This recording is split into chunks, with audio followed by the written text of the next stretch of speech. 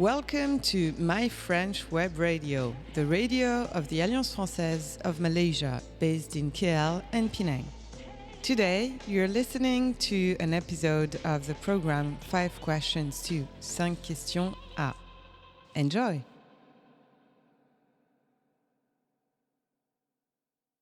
Bonjour à toutes et à tous. Hello everyone. Welcome to this new chapter of 5 Questions à, 5 Questions to. I am actually very honored to be hosting this exceptional chapter of the program from an extraordinary vessel, which is the Energy Observer, that is currently in a stopover in Langkawi. And in this exceptional occasion, I will actually have the pleasure of interviewing the captain of the vessel himself. So how cool is that? So it's Mr. Jean-Baptiste Sanchez. Hello, TB. Thanks for taking the time of chatting with us. So before we get more personal in this conversation, could you tell us a little bit about the Energy Observer? What makes it such an exceptional vessel, and why is it like a sailing ambassador of renewable energies? So at the beginning, before the venture of Energy Observer, it's really about really fantastic because it has been built in 1983. At the time, it was racing sailing boat, okay, and from the beginning of his story, he won many world tours. He has done already 3 world tours. So many very great skipper sailed on this boat, like Mike Birch. Who won the transatlantic Quebec-Saint-Malo in 1984. Wow. The first race, he won also the record of 500 nautical miles in 24 hours. After the very famous skipper, it was Peter Blake. So at the beginning it was Formule Tag, after it was ENSA. And so when Peter Blake picked up the boat, he had 2 longitudinal poutrelles for reinforced the structure, because it was for the Trophy Jules Verne. Okay. So it's a world tour, and the sea state in the south, so it's very rough. So for that, he reinforced the structure with 2 longitudinal poutrelles. And in 1994, he won the Trophy Jules Verne.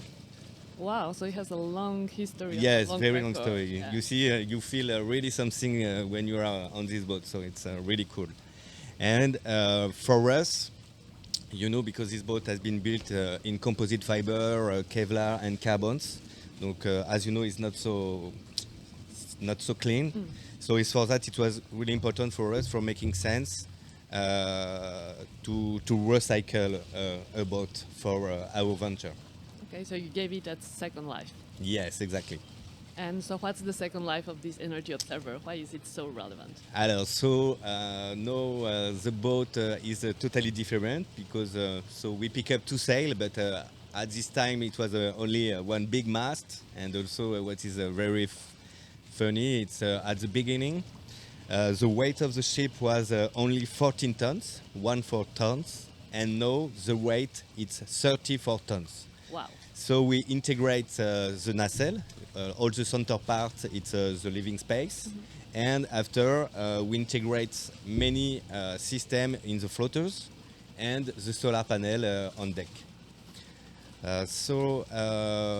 What we try to do with our project, so in first, what we think, if we test all the system in a hard condition, because at sea it will be salty, it will be wet, it will be you have big difference of temperature and with the movement of platform. If it's working on a boat, it must work everywhere. Okay, that is the first thing. And after, we try to promote the renewable energy and the hydrogen chain, the green hydrogen. We try to show during this world tour, we want to show the boat to the people for showing. We have already the technology. We have to stop with fossil energy because it's really bad for our planet, for our health, and what we want to live for our children. So we have to accelerate the energy transition, okay? And here, with all system we have on board, so we don't think solar is better than our ring or hydrogen. No, what we think it's we can. The good thing is to do a mix between all this energy. So, in geographically, you have when we're in any land, so you have always one, two, or more renewable energy. So if you have a good dimension of your system, when you are in excedent of energy, you will produce green hydrogen, because if the hydrogen is produced with renewable energy, it will be green. That means all the cycle is clean. You don't have any fine particle or CO2 rejects. That is really cool. You don't have any impact on the nature. Okay.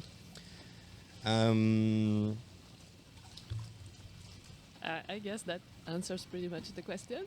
So Yes. I guess we see that the Energy Observer is like a real life laboratory, Yes. testing all these renewable energies from different sources and how we can mix them and use them in real life, right? And show it's safe too. Yes, it's safe. Yeah, exactly. So, effectively, so many people don't like hydrogen because they heard some, a very old story. Because we got, we can remember of this story with during exposition, universal exposition in Brussels. I don't remember the date. But they got one problem with one dirigible balloon, and so effectively it was catastrophic, but it was not due to the hydrogen. So it's only a factor. It was very bad, but it's not due to the hydrogen. If you compare with gasoline, it's less dangerous. And on board, it's totally under control, because in first it's totally monitored.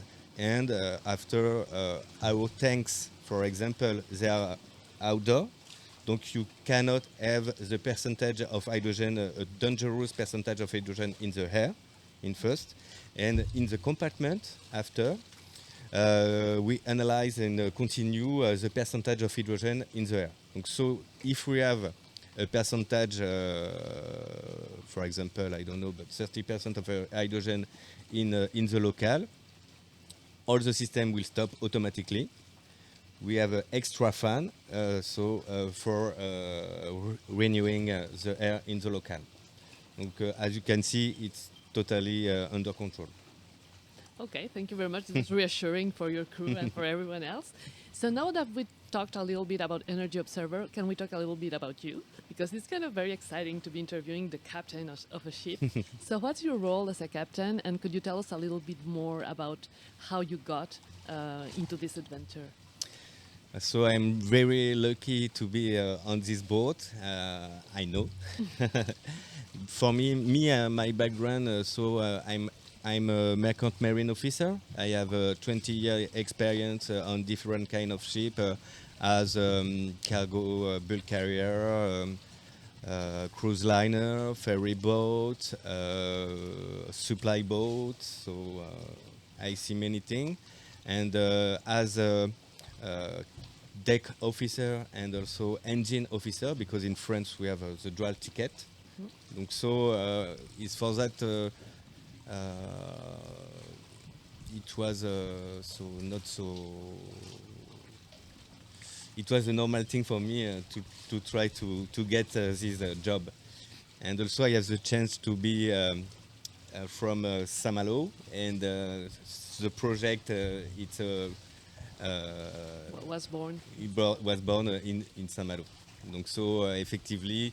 I know my owner. I know many people in this project from the beginning because effectively I follow this project since the beginning.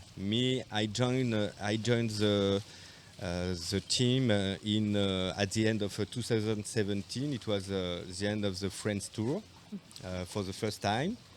And yes, we do many venture because 2017 it was French tour because you are on a prototype, and for the French tour it was more safe because you are not too far off the land if you have any trouble. Second year in 2018 it was a Mediterranean tour. 2019 it was a North Europe tour.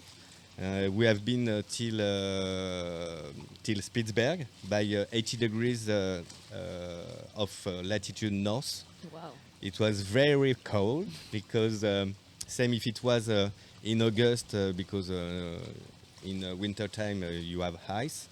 The outside temperature was around 5, and so it was not really expect to go at this latitude at this time, so the boat is not really isolated.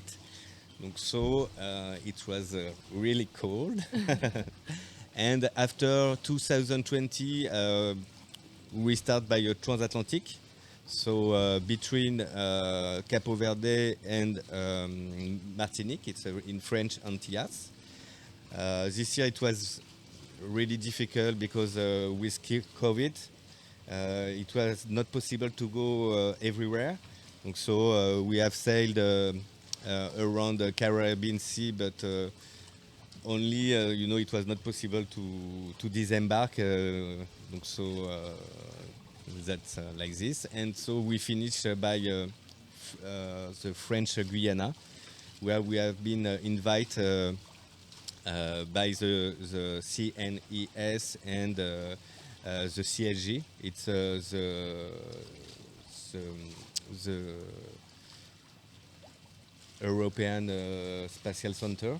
Okay, and this one it was in 2020. In 2021, so we have done the Trans-Pacific. So it was a really a big deal because we do in two parts. One part between California and Hawaii, and the second one between Hawaii and New Caledonia. And the first part it was around 20 days. The second part was 27 days. Wow. It was a little bit long. And so we finish in Indonesia at the end of 2021. And so in 2022 we start from Indonesia. We have been to Singapore, Thailand, Vietnam, and now in Malaysia, where we are in Langkawi. Yeah, and we're so lucky to have you. And we were mentioning, so you're the captain of the vessel, which means there is a crew. And I would like to know a bit more about the crew, like how many people and how do you guys get along? Because it's kind of quite long periods in sea, so I'm guessing there have to be challenges, but also fun moments. Yeah. So could you tell us a bit more about that? So a normal crew, it's 5 person, captain, system engineer, really important on this kind of boat where you have many technology, innovative is the latest one, you need somebody really competent, okay? After we have one bosun, so the bosun it will be responsible, it's a technician, so it will be responsible, for example, to do Maintenance, supplies. the maintenance of the weather deck and to see if everything is good order for the solar panel. Is also a drone pilot. Oh. Because we need to maximize the competence because we are only 5 and so it's not so much on the boat. Is responsible also of the food supply. And when I told you we passed 27 days at sea, you can imagine 5 persons during 4-5 weeks. So it's really important to buy enough thing for arriving with in a good health And in good spirit. good spirit. After, so we have a production team. We have donc in the production team there are 2. So we have at this time it's Agathe. So she's a media man. So she know how to film, take picture, how to mount movies. So for our website for our sorry. Social Les media réseaux, as well, I guess. les réseaux sociaux. Social media. Hein? Social media. For social media.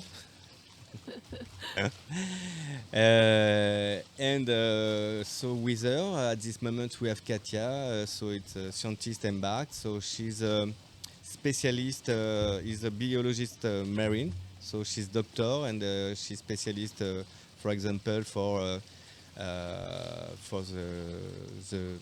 the shellfish. No, yes, for the shellfish in the South Pacific. And so she has a good expertise for all the wildlife at sea and undersea.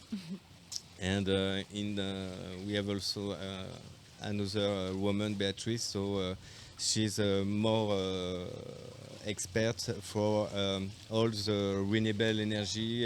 She has a good expertise about all the energy. And she has it's a good reference to see for each country what they consume, what they need, etc. So we try to have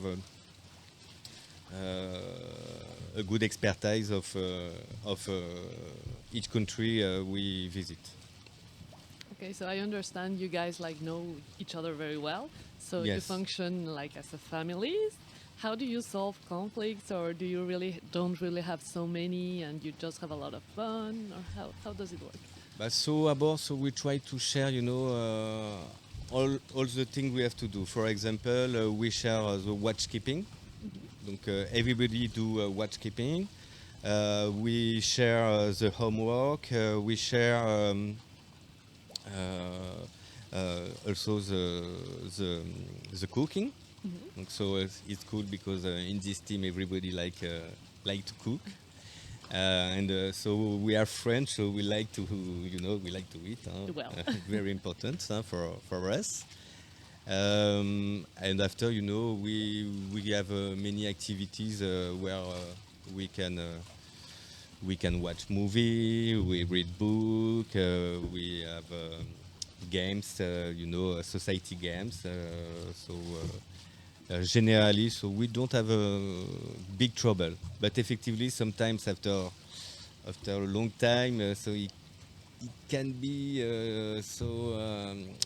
we can feel some tension, but it will generally it's really fast, because I talk about the wildlife. You see 2 dolphins, and everybody is really happy, to be here, and so you forget very easily the conflict and everything.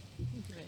Because so what is interesting is in this world tour. So we have the catamaran part, but after our production team, they go to meet, so the people like us, they try to find solution, but a sustainable solution in each country. So it's a really good approach, and we exchange with them. They come on board, and so we have it's really interesting to exchange on what you do to share the different experience. Yeah, I guess it's a very exciting Yeah. an adventure. So at this point in time, what would you say, because you've been here since the beginning of the project, what have been the main achievements so far, thanks to Energy Observer, and how has the project evolved since the beginning? From the beginning, so what we try to do, it's always in first to optimize all the technology and to change, if possible, to integrate and to try a new one. For example, at the beginning, we test a sail of kite, but it was really too dangerous, and so we prefer to abandon quickly. But it was really important for us to have, the wind vector, because the wind, you have always wind at sea, and it's often. And so it was making no sense to not use wind, because we try also wind turbine, and it was not a good effect. When you are moving, wind turbine is not so good. It's good if you are at anchorage or if you are on land, but at sea we try always to balance what is the efficiency, between all the technology. And for example, for the wind turbine, the problem it's okay, you produce, but if you have the wind front of you, you have a big resistance with the surface of the wind turbine, and finally the consumption will be more than the production. Okay, so it's this one we try to understand. After, for the solar panel, for example, at the beginning, the surface was only 90 square meters. After, we increased the surface till 140 square meters, and now we have on board 202 square meters of solar panel. Wow. Yeah, donc this one, we like too much solar panel on board. And in 2019, we integrate our wing. Donc it's not a normal sail, it's a wing. It's the same design as a wing of plane, okay? And it's really performant, because if you compare with a regular sail as this boat, this sailing boat over there, it's close to 1.7 more efficient, okay? Wow. And it's really innovative, because it's fully controlled by computer. On the top of each mast, you have one wind sensor, which give the speed and the direction of the wind. Okay, and the computer know exactly where how he can manage the wing always at the best efficiency. Okay. And so with this wing, we can save many energy, because we consume less on our motor of propulsion.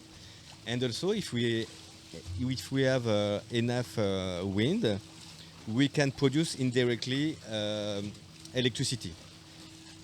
Our motor of propulsion, they are reversible. We can use as motor, but also we can use as generator. Okay. So when you have enough speed, the propeller will turn, and you will produce electricity with your motor of propulsion. What we see with this wing, so we save around 35 and 50% of energy, because after each sailing, so we make un bilan. Balance? Not the balance, but A report? A report. We make a report. Thanks. So we make a report, and like this, we know exactly, if we produce more with the solar panel, if we produce more with, our fuel cell, etc., etc. And so I don't talk about yet of our hydrogen chain, because this one is really interesting too. So directly from the sea, so we desalinize. We have two stages of desalinization. First one for getting drinking water, and two stages more for getting pure water. It's really important. So you need a pure water, because after by electrolyze, it's a chemical electrical reaction. and you need a really pure water if you don't want to damage the reaction. Okay? Donc by electrolysis, you separe, you break the molecule of water, donc so you obtain oxygen. For the moment, we don't have any application for the oxygen, donc we blow off in the atmosphere. I think it's not so bad. But we can imagine in the future for medical application, you keep the oxygen. And we have hydrogen, so the hydrogen will pass in a chance of filter and dryer, because we need cleanest and drier as possible before to be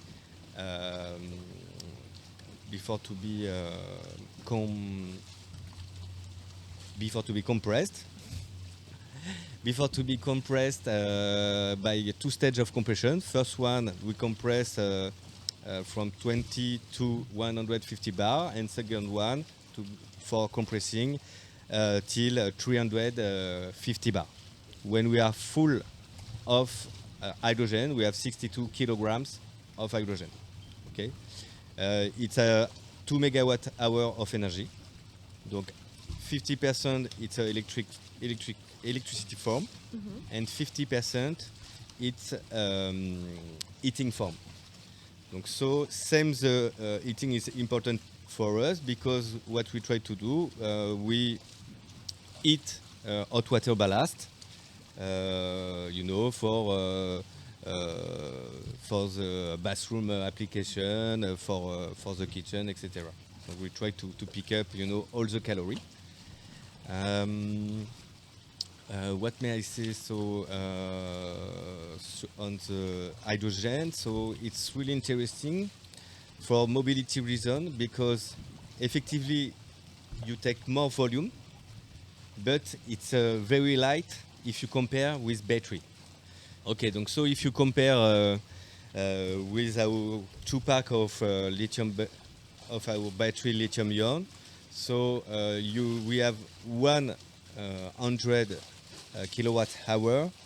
It's 1.7 tons. Okay, and what I told you, when you have 62 kilograms of hydrogen, okay, it's 1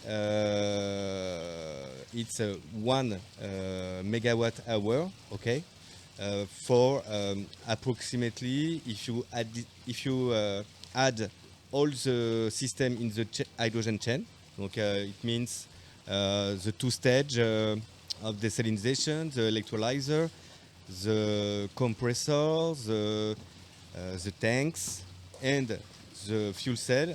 It's around 2 tons. Okay. Okay. Donc you can compare 2 tons with hydrogen, so 2 tons for 1 megawatt hour, and with battery it's literally the same for 10 times less. Okay. Donc this one, it's really interesting for mobility reason. And also why we have only a small pack of battery, because for us, with normal consumption, 100 kilowatt hour of battery, it will be only 10 hours of autonomy. Donc you can imagine, if you are in the middle of the Pacific, 10 hours of autonomy, it's nothing. Hence, this the games for us, it's to keep our pack of battery always between 30% and 100% of charge. Okay, you can imagine with your mobile phone to keep always between 30 and 100%. Okay, and yes, that's it. I think. Okay, so I'm understanding that since in the beginning, so it has evolved a bit, and now I guess we can say Energy Observer is a clear demonstrator that these renewable energies can be applied in real life and for sailing purposes, but not only. And now I would just like to conclude by asking you, so what's next? So what's next for you? Where is the boat going? And then how is the project going to evolve in the next couple of years? Alors, so for Energy Observer, so the next, so it will be, for example, we are like a pleasure ship demonstrator, to replace all the big yacht, etc. But for the next boat, it will be a cargo demonstrator. a container ship of 120 meter. And wow, so that's another. yes, it's not the same thing. It's really to find solutions for so again the pollution with the boat of the merchant marine. Yes, that is the next project. For me, I don't know exactly if I will go on the next project, but yes, I think it will be very nice. I don't know. For the moment, for us, we are focused on the finish line. So it will be in 2024 in Paris for the opening of the Olympic Games. Wow. So now you're going to be leaving Langkawi very soon. So where are you headed for right now? Next stopover will be Cochin in India. Wow. Well, thank you so much, Captain, for your time and for answering our questions. It was a pleasure to share this time with you. Thank you very much and have a safe trip. Thank you very much for the invitation. Au revoir.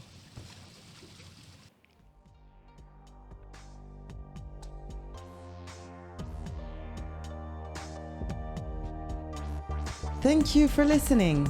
If you had a good time and want to listen to more podcasts, don't hesitate to follow us on Facebook, Instagram, or visit our website www.alliancefrançaises.org.my.